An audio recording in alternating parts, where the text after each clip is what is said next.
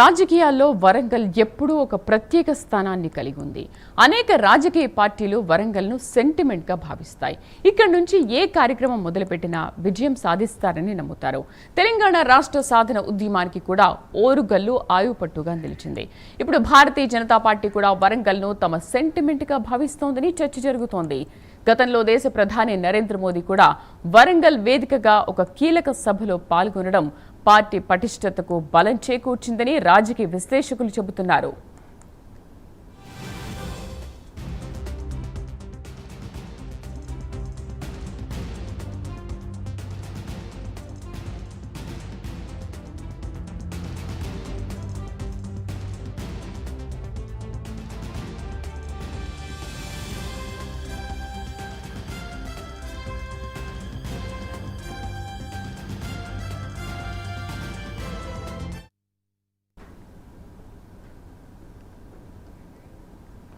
తాజాగా బీజేపీ జాతీయ అధ్యక్షుడు నితిన్ నబీన్ వరంగల్ పర్యటన నేపథ్యంలో ఆసక్తికర చర్చ జరుగుతోంది.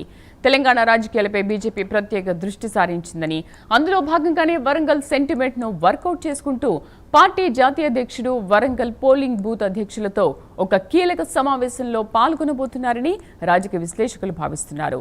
భారతీయ జనతా పార్టీ జాతీయ అధ్యక్షుడు నితిన్ నబీన్ మధ్యాహ్నం 12:50 హన్మకొండకు చేరుకుంటారు. అక్కడ 1:40 వరకు భద్రకాళి అమ్మవారిని దర్శించుకుని ప్రత్యేక పూజలు నిర్వహిస్తారు.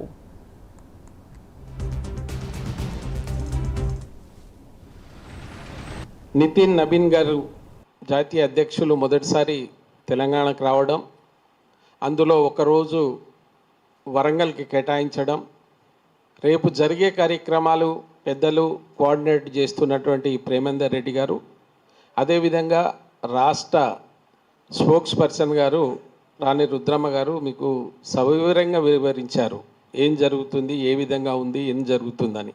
రేపు ఎందుకు ప్రత్యేకంగా దీన్ని ఎన్నుకోబడింది, ఎందుకు గిరిజనులతోటి ఒక వినూత్న కార్యక్రమం, వారితో 22 రాష్ట్రాల్లో అధికారంలో ఉన్నటువంటి భారతీయ జనతా పార్టీ అధ్యక్షులు మాట్లాడాలనుకుంటున్నారో దాని గురించి ఒక చిన్న వివరణ మీకు ఇవ్వడం జరుగుతుంది.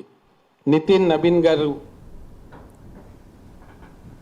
అనంతరం మధ్యాహ్నం 2 గంటల నుండి 3:10 వరకు అశోక్ కన్వెన్షన్ హాల్లో జరిగే గిరిజన నాయకుల సమ్మేళనంలో పాల్గొంటారు. ఈ సమావేశంలో తెలంగాణలోని వివిధ గిరిజన తెగల ప్రతినిధులు, ప్రజాప్రతినిధులు భాగస్వామ్యమవుతారు. ఆ తర్వాత ఆర్ట్స్ అండ్ సైన్స్ కళాశాల మైదానంలో జరిగే బీజేపీ పోలింగ్ బూత్ లెవెల్ అధ్యక్షుల సమావేశంలో ఆయన పాల్గొననున్నారు. అన్ని వైపుల నుంచి కూడా పోలింగ్ బూత్ అధ్యక్షులు తరలి వస్తున్నారు. ఈ కార్యక్రమానికి ఇక్కడ ఆర్ట్స్ కళాశాల మైదానంలో ఈ యొక్క పెండాలు ఏర్పాటు చేయడం కానీ, ఇక్కడ రిజిస్ట్రేషన్కు సంబంధించిన యొక్క ఏర్పాటు, ప్రతి బూత్ అధ్యక్షునికి కూడా వారి పేరుతో సహా ఒక బ్యాడ్జ్ కూడా ఇవ్వడం జరుగుతుంది. అంటే ఇది ప్రధానంగా క్యాడర్ సమావేశం. సో ఒక జాతీయ అధ్యక్షుడు వచ్చి బూత్ అధ్యక్షులతో మరియు గ్రౌండ్ ఫోర్స్తో సమావేశం కావడం అనేది చాలా ఉత్సాహాన్ని ఇచ్చే ఒక అంశం. వరంగల్లో రాజకీయంగా భారతీయ జనతా పార్టీ తప్పక వారి యొక్క పర్యటనతో ఉత్సాహం వస్తుందని, రాజకీయమైన యొక్క లబ్ధి కూడా భారతీయ జనతా పార్టీకి చేకూరుతుంది. సాయంత్రం 4 గంటల నుండి 6 గంటల వరకు ఈ సమావేశం జరుగుతుంది. అనంతరం తిరిగి హైదరాబాద్కు నితిన్ నబీన్ బయలుదేరి వెళ్తారు. బీజేపీ జాతీయ అధ్యక్షుడి పర్యటనతో వరంగల్ క్యాడర్లో నూతన ఉత్సాహం నిండిందని, రాజకీయంగా పార్టీ లబ్ధి పొందుతుందని బీజేపీ నేతలు చెబుతున్నారు. వరంగల్ పట్టణం అంతా కాషాయ రంగు పులుముకుంది. ఈ పర్యటన రాబోయే గ్రేటర్ వరంగల్ మున్సిపల్ కార్పొరేషన్ ఎన్నికలకు బూస్టింగ్ ఇస్తుందని పార్టీ వర్గాలు భావిస్తున్నాయి.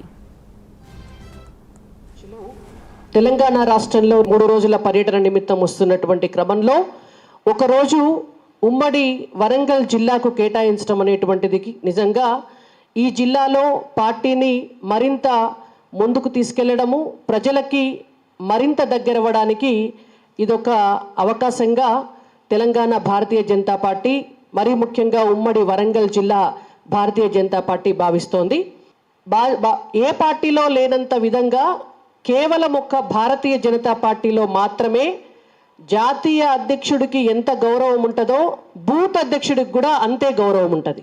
మా పార్టీ ఇచ్చేటటువంటి నినాదమే బూత్ గెలిస్తే దేశాన్ని గెలిచినట్టే అని. జాతీయ అధ్యక్షులు తెలంగాణ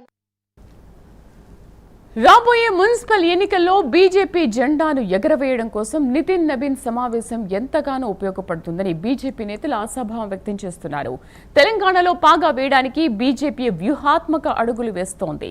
ఆ పార్టీ జాతీయ అధ్యక్షుడి పర్యటన పార్టీ క్యాడర్లో నూతన ఉత్సాహం నింపడంతో పాటు రాష్ట్రంలో బీజేపీ బలాన్ని మరింత విస్తరించే సంకేతంగా ఈ పర్యటనను చూస్తున్నారు. ప్రస్తుతం అధికారంలో ఉన్న భారత జాతీయ కాంగ్రెస్, మాజీ అధికార పార్టీ భారత రాష్ట్ర సమితిల దృష్టి కూడా వరంగల్ రాజకీయాలపై కేంద్రీకృతమవుతోంది.